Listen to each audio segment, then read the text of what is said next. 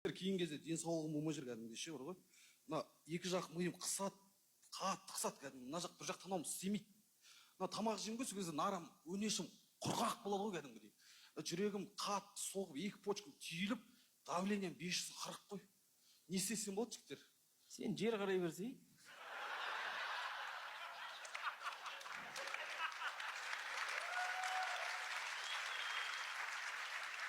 Менде и так жерден аллергия. Жер демекші. Вот, мынаны связка дейді, молодец.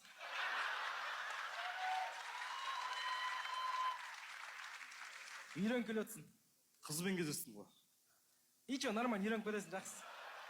Сөйтіп қызбен келе жатырмын. Қыздың көзі қызылда дейсің ғой. Содан. Тұратшы. Сөйтіп жолдан келе жатырмыз, қыз екенбіз жаңағы. Жолдағын жаны бір дейді.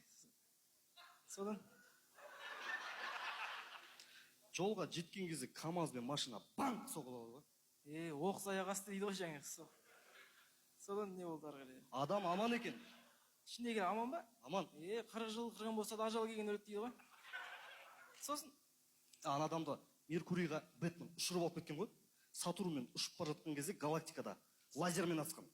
Лазермен атып жатқан кезде қалтасынан кішкене капсула алып шыққан. Қараса мембрана екен. Ал, қандай мақал айтасың?